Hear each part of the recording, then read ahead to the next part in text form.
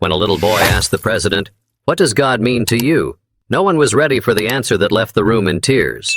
The room was alive with a low murmur of voices as neighbors, families, and curious minds filled the modest community center in Lexington, Kentucky. It wasn't a grand venue, just a multi-purpose hall with plain white walls and a slightly faded wooden stage. The folding chairs were packed tight, each row filled with people eager to catch a glimpse of the man they had only seen on TV or heard about through the news. A few kids fidgeted in their seats, and an elderly couple at the back whispered quietly, their hands intertwined. This wasn't the kind of event that drew cameras or journalists. It was a town hall, raw, personal, unfiltered. The kind where people came not for spectacle, but for answers. The president, now retired, sat on the stage with a relaxed demeanor, dressed in a navy blazer and an open-collared shirt. The weight of his years in office seemed lighter now, but the lines around his eyes hinted at the stories he carried. The evening had been routine so far, almost predictable. Questions about local issues, national policies, and the state of the economy had filled the first hour. His answers were thoughtful but careful, the kind of practiced responses that didn't stir much emotion. The audience clapped politely, but the energy in the room felt subdued, as if everyone were waiting for something more. Then it happened. From the middle of the crowd, a small hand shot up. At first, no one noticed. The president scanned the room, nodding toward a man who had begun to rise to ask his question. But before the man could speak, a voice interrupted. A soft, high-pitched voice that didn't belong to any of the adults in the room. "Excuse me, Mr. President?" Heads turned, and the murmur of voices quieted instantly. Standing there, barely tall enough to reach the microphone, was a boy no older than 10. His round glasses slid down his nose as he clutched a small index card in one hand. His other hand nervously tugged at the hem of his sweater. The president smiled, motioning for the boy to step forward. "Go ahead, son," he said, his voice kind and inviting. The boy hesitated, his sneakers scuffing against the floor as he approached the microphone stand. His mother sat a few rows back, her hands clasped tightly together, her face a mixture of pride and apprehension. The boy took a deep breath, lifting the index card to his face before lowering it again. I have a question," he said, his voice trembling but audible. "What does God mean to you?" The air in the room shifted. Conversation ceased. Even the quiet hum of the fluorescent lights seemed to fade into silence. It was as if the question had caught everyone off guard, including the president. For a moment he didn't answer. His expression softened, his gaze fixed on the boy as if he were seeing something more than just a curious child. The room felt heavier, charged with an energy that no one had anticipated. And then he spoke. "That's a big question," he said, his voice steady but thoughtful. "But it's an important one.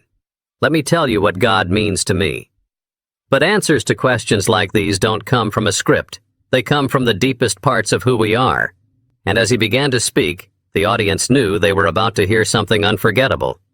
The boy's question seemed to ripple through the room, silencing even the faintest whispers.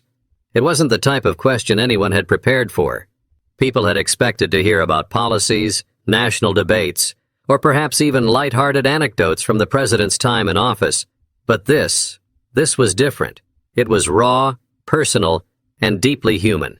The president sat back in his chair, the creak of the wooden stage barely audible in the stillness. His hands, which had gestured with ease during earlier questions, rested on his lap now, fingers intertwined as he took a moment to absorb the weight of what had been asked. He looked out over the room, scanning the faces that now mirrored a range of emotions: curiosity, anticipation, even discomfort. The boy's mother, seated near the middle of the audience, leaned slightly forward in her chair. Her lips moved as if she wanted to say something, but she stopped herself. Instead, she clasped her hands tightly together, her knuckles turning white. She hadn't expected him to actually ask his question, not in front of all these people. But there he was, standing tall despite the nervous tremor in his hands. An older woman in the front row adjusted her scarf, leaning toward her husband to whisper, "Did you hear that?" He nodded silently, his eyes fixed on the boy at the microphone. A teenage girl sitting near the back of the room pulled out her phone, not to scroll but to record. This wasn't something you saw every day. The boy's small frame seemed even smaller under the bright fluorescent lights overhead. The microphone stand had been lowered hastily by one of the event volunteers, but it was still a little too high for him. He tilted his head up, his round glasses catching the glare of the lights, and pushed them up his nose with a shaky finger. The president finally leaned forward, his elbows resting on his knees. He studied the boy for a moment, his expression soft but unreadable. For a man who had faced world leaders, navigated international crises, and weathered countless interviews, this moment seemed to carry a unique weight. "You asked what God means to me," he said, his voice calm but deliberate. "That's a big question. Maybe the biggest one there is." He smiled faintly, though it wasn't the kind of polished smile people were used to seeing. This one was genuine, almost wistful. The boy didn't move, his small hands gripping the edges of the podium for support. He opened his mouth as if to respond, but no words came out. Instead, he nodded slightly, his gaze fixed on the president as though trying to absorb every word. The silence in the room was palpable. It wasn't awkward or uncomfortable. It was expectant, like the quiet before the first note of a symphony. The audience leaned forward in their seats, drawn into the gravity of the moment. The president exhaled deeply, his shoulders relaxing as he prepared to speak. "You know, when I was about your age, I had questions like that too," he began, his voice steady but tinged with something deeper, nostalgia perhaps. "But stories like this don't just answer questions. They pull you into a journey, one that makes you see the world a little differently." And the audience was ready to listen. The boy's hands tightened around the edges of the microphone stand, his knuckles pale against his small, trembling fingers. His round glasses slipped down his nose again, and this time he didn't push them up. Instead, he kept his eyes on the man before him, searching his face for some sign of understanding. The president shifted in his chair, leaning forward as though to close the distance between them. "That's a big question," he repeated, his voice quieter now, almost reverent. "What does God mean to me?" The audience seemed frozen in time, each person caught in their own thoughts as they waited for him to continue. An older man in the back crossed his arms tightly over his chest, his face unreadable but his eyes locked on the stage. A young woman near the front dabbed her eyes with a tissue, as if the weight of the question alone had struck something deep within her. The president let the silence linger for a moment longer, as though gathering the strength to delve into a part of himself he didn't often share. Finally he spoke, his voice steady but tinged with emotion. "I think to answer that, I need to tell you a story," he began, his gaze softening as it rested on the boy. "When I was your age, I didn't think much about God. My family wasn't very religious. We'd go to church on Easter or Christmas, but it wasn't something we talked about at home. Faith was something I thought belonged to other people, not to me." The boy tilted his head slightly, his expression curious but hesitant, as if unsure what to make of the president's admission. "But then, something happened that changed the way I saw the world," the president continued. "I was about 12 years old when I lost someone very important to me, my grandmother." His voice caught slightly on the last word and he paused to clear his throat. "She was the rock of our family," he said, his eyes briefly glancing toward the ceiling, as if searching for her presence. "She wasn't just my grandmother. She was my teacher, my guide, my safe place. When she passed, it felt like the ground had been pulled out from under me. I didn't know what to believe in anymore. I didn't even know how to grieve." The boy's mother, seated a few rows back, inhaled sharply, her hands gripping the armrests of her chair.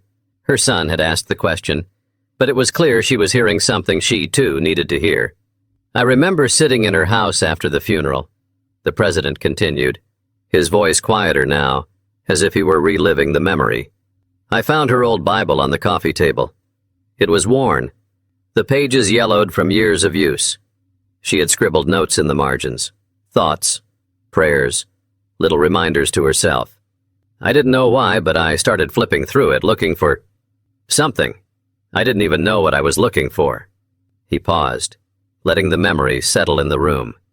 The boy didn't move, his eyes wide as he hung on every word.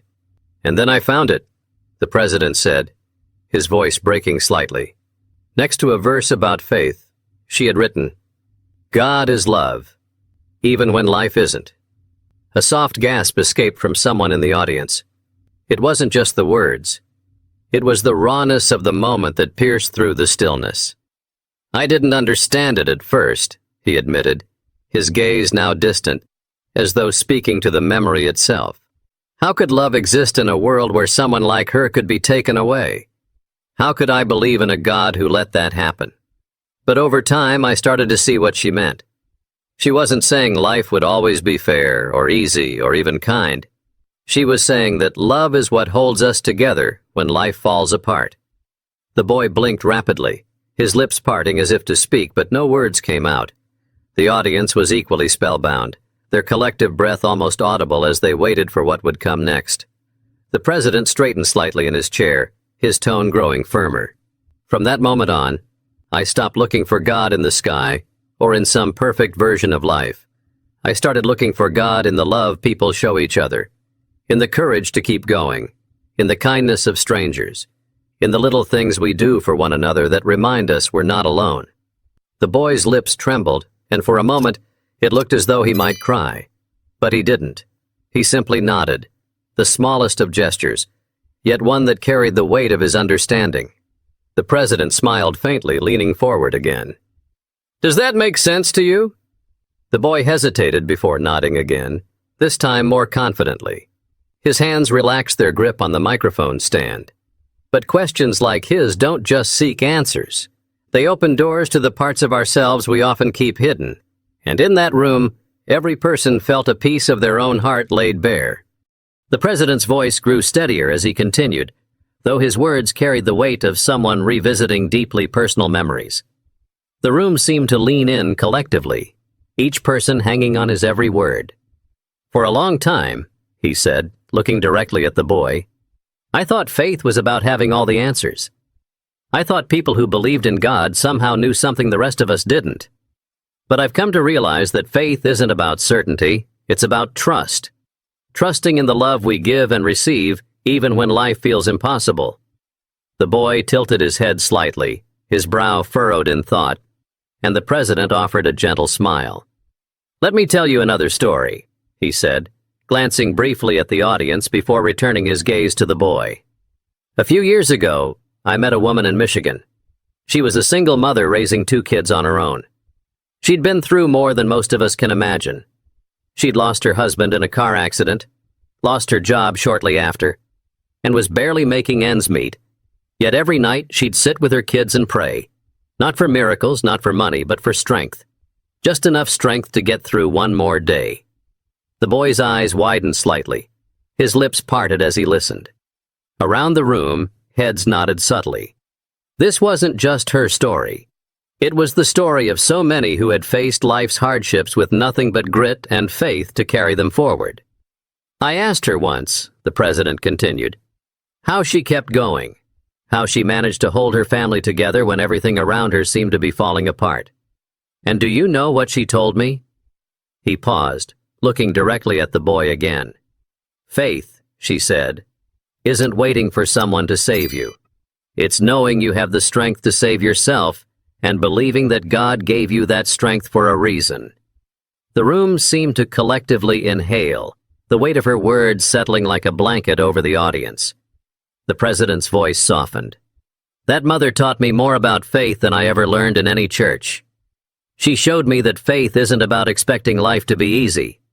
It's about finding the courage to do hard things, to love deeply, and to keep going even when it feels like the world is against you." He shifted in his seat, his expression growing more introspective. "I think a lot of us spend our lives searching for something, some sign, some proof that God is real. But what I've learned is that God isn't something you find. God is something you feel. It's in the way we show kindness to a stranger, the way we forgive someone who hurt us, the way we stand by the people we love even when it's hard. That's where I see God, in love, in action, in the things we do every day that remind us we're not alone in this world." The boy's small hands gripped the edge of the podium again, but this time it wasn't out of fear. His eyes were fixed on the president, his expression a mix of wonder and understanding. I'll be honest with you, the president continued, his voice dropping slightly. There have been times in my life when I've doubted, when I've looked at the pain and suffering in the world and wondered if God was even there. But every time I've felt that doubt, I've been reminded of the love people are capable of. Love isn't always big or flashy. Sometimes it's as small as a smile or a helping hand, but it's real. And for me, that's enough proof of God. The audience was silent, save for the occasional sniffle or the rustling of someone shifting in their seat. Even those who hadn't come for anything more than curiosity now found themselves caught up in the depth of his words. The president leaned forward, his eyes locking on the boys once again. "You're brave for asking that question," he said, his voice steady and warm. "It takes courage to talk about faith, to ask about it, and to think about what it really means. And I hope you never lose that courage, because the world needs people like you. People who aren't afraid to ask the big questions and look for love and truth in everything they do." The boy's lip quivered, and for a moment he looked as though he might cry. But instead he smiled, a shy, grateful smile that seemed to light up his whole face. The president returned the smile, then turned to address the audience. "I think we all owe this young man a thank you," he said, "because tonight he reminded us of something we often forget. Faith isn't just about answers. It's about asking questions, even the hard ones. And it's about love, the kind of love that carries us through, no matter what life throws our way." The audience broke into applause, not the polite kind that had punctuated earlier questions, but something more profound. People stood, some wiping tears from their cheeks, others simply looking around as if trying to hold on to the moment for just a little longer. But the answer wasn't just for the boy, it was for everyone in that room. It was a reminder of what they all carried inside, even if they hadn't realized it until now. The applause lingered not out of obligation, but because no one seemed ready to let go of the moment. It was as if the boy's question had cracked something open, not just for the president, but for everyone in the room. When the clapping finally subsided, a man in his late 60s stood up. His voice carried the gravel of a life lived hard, but his words were steady. "Mr. President," he began, "I lost my son last year. He was only 34. Since then I've been so angry, at God, at the world, at everyone. But hearing what you just said—" He paused, swallowing hard as his voice cracked. "Hearing what you said about love, about finding God and the strength to keep going, it's the first time I've felt like maybe I can heal." The room grew impossibly quiet again, the weight of his pain shared by everyone listening. The president nodded, his expression one of deep empathy. "I'm so sorry for your loss," he said softly. "It takes incredible courage to share something like that. Thank you for reminding us how powerful love can be, even in the face of loss." From across the room, a younger woman raised her hand, her face streaked with tears. She looked to be in her early 30s, clutching the hand of the man seated beside her. "I grew up in a really strict religious home," she said, her voice trembling. "We were told to fear God, to always do exactly as we were told, or we'd be punished. I walked away from it all as soon as I could, but that left me feeling empty, like I didn't belong anywhere." She paused, looking down at her lap before continuing. "What you said about finding God in love, in the everyday moments. I've never thought about it that way. Maybe faith doesn't have to be about fear. Maybe it can be about hope instead." The president offered her a gentle smile. "Faith can be many things," he said. "But at its best, I believe it's about connection. To ourselves, to each other, and to something bigger than all of us. And hope? Hope is what keeps us moving forward, even when it feels like we're walking in the dark." Several people murmured in agreement. The room had transformed into something beyond a simple town hall meeting. It had become a shared experience, a moment of collective reflection that no one could have anticipated. The boy's mother finally spoke up from her seat, her voice steady despite the tears in her eyes. "I want to thank you for answering my son's question," she said, her words directed at the president but spoken loud enough for the whole room to hear. "He's been asking about God for months now, and I didn't know how to explain it to him. What you said tonight, I think it's exactly what he needed to hear." Her son looked up at her, his face softening at her words. He whispered something inaudible, and she smiled, pulling him close for a moment before letting him return his attention to the stage. The president's gaze softened as he addressed her. "You've raised a remarkable young man," he said. "Questions like his don't come from nowhere. They come from a place of curiosity, courage, and love. That says a lot about you as a parent." The boy's small smile grew just a bit wider, and the pride in his mother's face was unmistakable. Across the room, the ripple effect of the moment continued. Strangers began to exchange quiet words, sharing stories that might otherwise have remained unspoken. An elderly woman with a cane leaned over to the young couple beside her, recounting how her faith had carried her through the loss of her husband decades earlier. A man in his 40s, still wearing his work uniform, wiped at his face as he whispered something to the woman seated next to him. And in the center of it all, the boy sat quietly, his small shoulders now relaxed as though a great weight had been lifted. The president stepped down from the stage, making his way through the crowd. He paused to shake hands, exchange a few words, and offer comforting smiles to those who stopped him.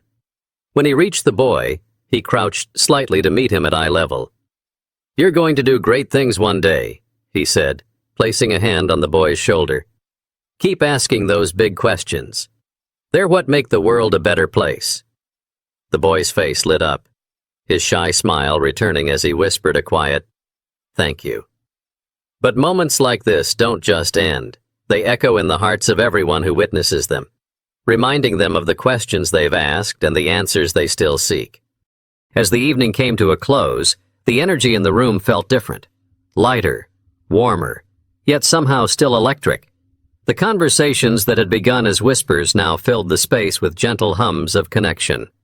People weren't just leaving, they were lingering, drawn together by the shared vulnerability of what they had just experienced. The president returned to the stage, his steps deliberate and measured.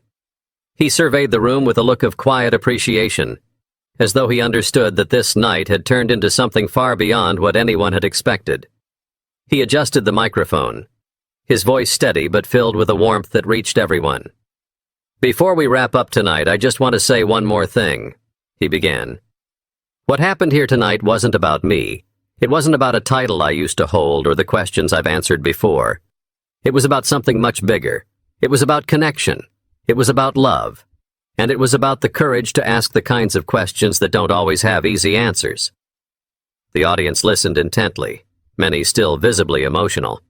A few held hands with loved ones, while others wiped their eyes discreetly. "In a world that feels so divided," he continued, "it's moments like these that remind us of what truly matters. Not what separates us, but what brings us together. And that's love. The love we show in small, quiet ways every day. That's what God means to me. And I hope in some way tonight helped you see what it might mean to you." The applause came slowly at first, as though the audience was still processing the gravity of his words. Then it grew, filling the room with a thunderous wave of appreciation. People stood, clapping not just for him but for the night itself, for the boy who had asked the question, for the stories that had been shared, and for the sense of unity that had enveloped them all. The boy and his mother began to make their way toward the exit, but they didn't go unnoticed. The president stepped down from the stage and walked toward them, weaving through the crowd with quiet determination. When he reached them, he crouched once again to meet the boy's gaze. "You have a gift," he said gently, resting a hand on the boy's shoulder. "Not everyone has the courage to ask the big questions. Don't ever lose that, okay?" The boy looked at him with wide eyes, his small face glowing with a mix of pride and gratitude. "I won't," he said softly. The president smiled, then turned to the boy's mother. "You're raising a remarkable young man," he said. "Thank you for sharing him with us tonight." The mother's voice cracked as she replied, "Thank you for giving him an answer he'll never forget." As the boy and his mother exited the hall, they weren't the only ones changed. The audience remained, many still deep in conversation. Strangers who had walked in with little more than polite nods were now exchanging stories, handshakes, even hugs. One man approached the stage after most of the crowd had dispersed. He was in his late 50s, his eyes red-rimmed but steady. "Mr. President," he said, "I didn't believe in much when I walked in here tonight. But after hearing what you said, maybe it's time I start looking for God. Not in the way I thought I should, but in the love I've been lucky enough to have in my life. Thank you for that." The president shook his hand firmly, his voice low but sincere. "Thank you for being here tonight. It takes strength to reflect like that." The man nodded, his lips pressing into a thin smile before he walked out into the cool evening air, visibly lighter than when he'd entered. The president stood on the now empty stage for a moment longer, taking it all in. The room, once filled with chatter and anticipation, was now quiet. A peaceful kind of quiet, where the echoes of the night's emotions still lingered. As he gathered his notes and stepped off the stage for the last time that evening, he glanced back at the room, his expression contemplative.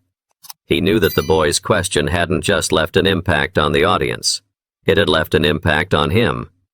Moments like this remind us that life isn't about the answers we already have, but about the questions we're brave enough to ask. They remind us that faith, love, and connection aren't just lofty ideals. They're the threads that bind us together in our shared humanity. And it's up to us to keep asking, to keep loving, and to keep showing up for one another. If this story touched you, don't forget to subscribe for more heartfelt moments like these. Share this video with someone who could use a reminder of the power of love and connection. Let's keep these conversations alive.